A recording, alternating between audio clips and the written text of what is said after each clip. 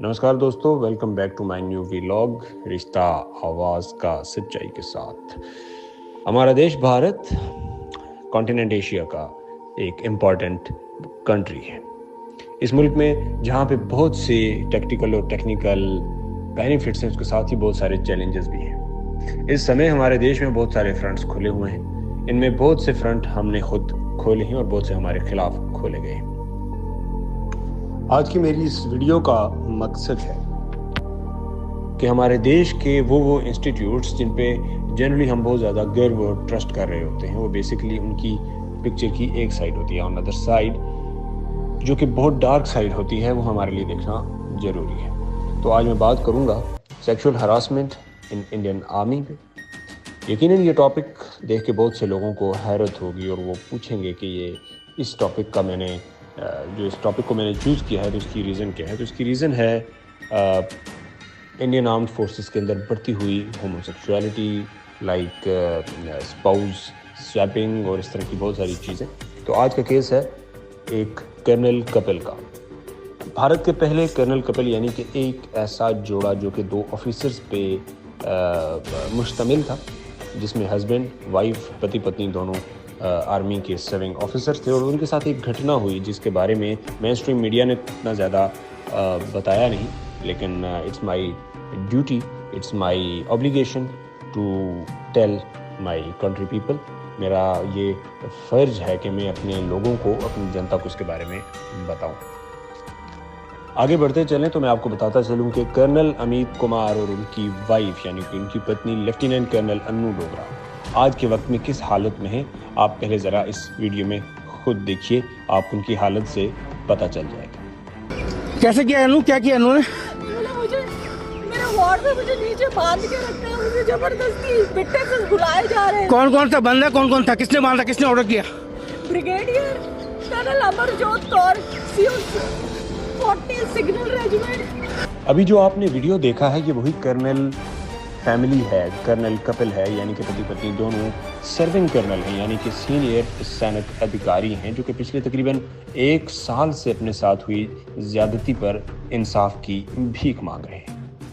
आज की वीडियो में हम सितंबर 12, 2024 को होने वाली इस घटना पे बात करेंगे। ये साल था 2024, तारीख थी 12 और महीना था सितंबर का। ये जिक्र है इस जगह का जिसका नाम है अम्बाला, और अम्बाला के अंदर अम्बाला मिलिट्री हॉस्पिटल, जहां कर्नल अमित कुमार की पत्नी यानी कि उनकी वाइफ का ट्रीटमेंट चल रहा था। यहाँ पर कहानी में ट्विस्ट ऐसे आता है कि जब कर्नल अन्नू डोगरा हॉस्पिटल में अपनी ट्रीटमेंट के लिए गई होती है, सुबह से शाम हो जाती है, लेकिन वो वापस लौट कर नहीं आती। कर्नल अमित कुमार अपने ऑफिस से घर को लौटते हैं। घर में उनका 8 साला बेटा विवेक कुमार उनका वेट कर रहा होता है। वो अपने पिता को बताता है कि पिताजी, मामा ट्रीटमेंट के लिए गई हैं, यानी कि मेरी माँ ट्रीटमेंट के लिए गई हैं और वो अभी तक लौट के नहीं आए। जब बच्चा विवेक अपनी माँ से बातचीत करने पर ज़्यादा मचलता है, ज़्यादा जोर देता है, तो कर्नल अमित कुमार यानी कि उस बच्चे के पिता अपनी पत्नी से बात करने के लिए फ़ोन उठाकर कॉल मिलाते हैं। दिन के 1 बजे से लेकर शाम के 4 बजे तक वो कॉल्स मिलाते रहते हैं, मगर उनकी पत्नी यानी कि कर्नल अन्नू डोगरा का फ़ोन कॉल रिसीव नहीं करता, जिस पर कर्नल अमित को ये लगता है कि शायद दवाई के असर से वो अभी तक सो रही हूँ। काफ़ी टाइम से उन्होंने मेडिसिन ली है, मे बी वो हॉस्पिटल में अंडर ट्रीटमेंट है। लेकिन काफ़ी समय गुजरने पर भी जब फ़ोन ना उठाया गया तो इसी चिंता के कारण वो हॉस्पिटल यानी कि CMH अम्बाला के ऑफिशियल नंबर पर कॉल मिलाते हैं, जहां से उन्हें रिसेप्शन वाले अधिकारी बताते हैं कि उनकी वाइफ यानी कि उनकी पत्नी लेफ्टिनेंट कर्नल अन्नू डोगरा कुछ सीनियर ऑफिसर्स के साथ बिजी है। ये चीज़ काफ़ी अजीब थी कि कर्नल अमित कुमार का रिएक्शन इस पर बनना नेचुरल था। वो समझ जाते हैं कि कोई ना कोई गड़बड़ी है। वो तुरंत हरियाणा पुलिस को कॉल करते हैं और साथ ही वो अपने बेटे विवेक कुमार को लेकर CMH अम्बाला पहुंच जाते हैं। यहाँ पर आपको मजीद बताता चलूं कि कर्नल अमित कुमार कोई मामूली सेनाधिकारी नहीं, बल्कि जज advocate general branch army headquarters के ऑफिसर हैं। वो खुद एक मिलिट्री लॉयर भी हैं, जिन्हें अच्छे से पता है कि ये section 26 of mental health act 2017 का खुला वायोलेशन है। जिसके द्वारा वो हॉस्पिटल पहुंचते हैं। और जब वो CMH अम्बाला के गेट पर पहुंचते हैं तो उधर MP यानी कि मिलिट्री पुलिस का एक हवलदार और उसके साथ ही नर्सिंग कोर की एक महिला अधिकारी उन्हें अंदर जाने से रोक देती है। गेट पर एंट्री से रोके जाने पर एक अफसर होने के नाते कर्नल अमित कुमार उन्हें अपना इंट्रोडक्शन कराते हैं और बताते हैं कि वो एक सीनियर आर्मी ऑफिसर है, मगर बहस बढ़ती चली जाती है। बड़ी मुश्किल से उन्हें अंदर जाने का परमिशन मिलता है और ये अंदर चले जाते हैं। और फिर जब ये अंदर जाते हैं तो ऑफिसर्स फैमिली वार्ड नंबर 13 में पहुंचते हैं, जहां पर उनकी वाइफ का ट्रीटमेंट चल रहा था। ऑफिसर्स फैमिली वार्ड नंबर 13 में पहुंचकर कर्नल अमित कुमार जो कुछ देखते हैं तो वो कुछ ऐसा देखते हैं कि जिसे देखकर कोई भी साधारण इंसान पागल हो जाए। वो ये देखते हैं कि उनकी serving officer wife lieutenant colonel Annu जमीन पर पड़ी हैं और उनके हाथों को एक लेडी नर्स और साथ ही एक अननोन मेजर रैंक का ऑफिसर उन्होंने उनकी पत्नी के दोनों हाथों को सख्ती से जकड़ के रखा है। इस हरकत पर गुस्से में लाल पीले कर्नल अमित कुमार की उन लोगों से लड़ाई हो जाती है, लेकिन ये लड़ाई जुबानी बहस में बदलती है, हाथापाई की नौबत नहीं आती। बाद में जब कर्नल अमित कुमार अपनी पत्नी को उनसे छुड़वाकर बड़ी दिक्कत से बाहर लाने में सफल होते हैं तो इसी दौरान हरियाणा पुलिस भी हॉस्पिटल के बाहर पहुंच जाती है। वो पुलिस कर्मचारियों को सिचुएशन बताते हैं कि ये ऑफिसर्स यानी कि ये सीनियर ऑफिसर्स हैं जो मेरी पत्नी को जबरदस्ती गलत तरह से छू रहे थे और इशारे भी कर रहे थे और इन्होंने मेरी पत्नी के साथ सेक्सुअल असॉल्ट किया है यानी कि ज्यादती की है।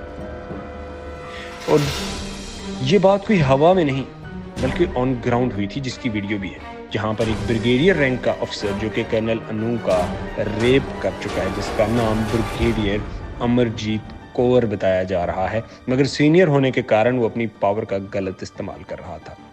ये बंदा है और गंदे गंदे इशारे कर रहा था, वो भी मैंने नोट किया। ये बंदा है, इसको अरेस्ट करो, इस बंदे को अरेस्ट करो पहले। He is the chap who has to be arrested. He outraged the modesty of my wife. Brigadier सिर्फ अपनी पावर का गलत इस्तेमाल ही नहीं कर रहा था बल्कि वो पुलिस के सामने लेफ्टिनेंट कर्नल अन्नू डोगरा और उनके पति कर्नल अमित कुमार की इंसल्ट भी करता है और ये चीज़ पब्लिकली होती है। इसका साथ साथ वीडियो बन रहा होता है जो कि आप देख सकते हैं।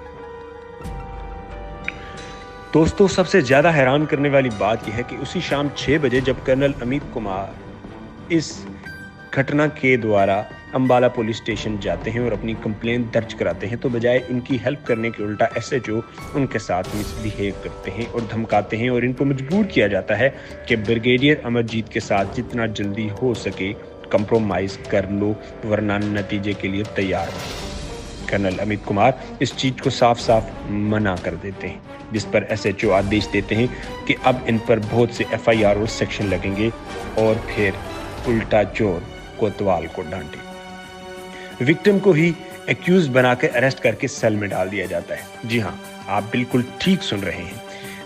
कर्नल अमित कुमार को अरेस्ट करके बिना किसी वारंट के और ब्रिगेडियर अमरजीत और SHO के मेल मिलाप के द्वारा 5 दिन तक बिना किसी प्रूफ के जेल में रखा जाता है।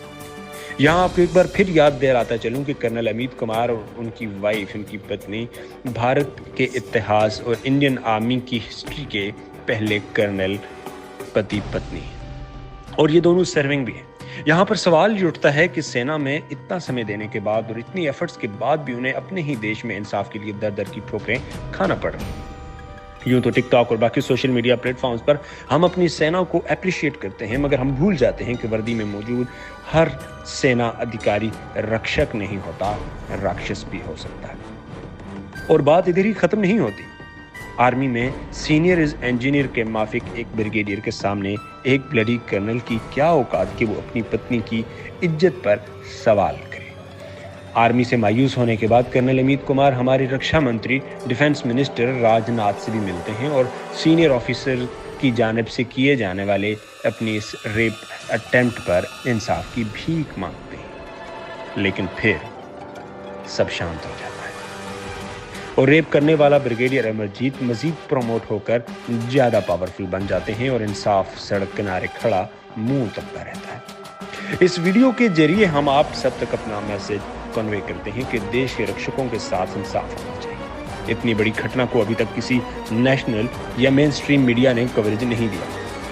किसी लकी बिस्ट को शर्म नहीं आई, किसी मेजर आर्या के सर पर जूं नहीं रेगी, किसी कर्नल को शाल ने पॉडकास्ट में इस चीज पर बात नहीं करी, क्योंकि ये भारतीय सेना का फैक्ट है, जो कि सच है, जो कि रियलिटी है।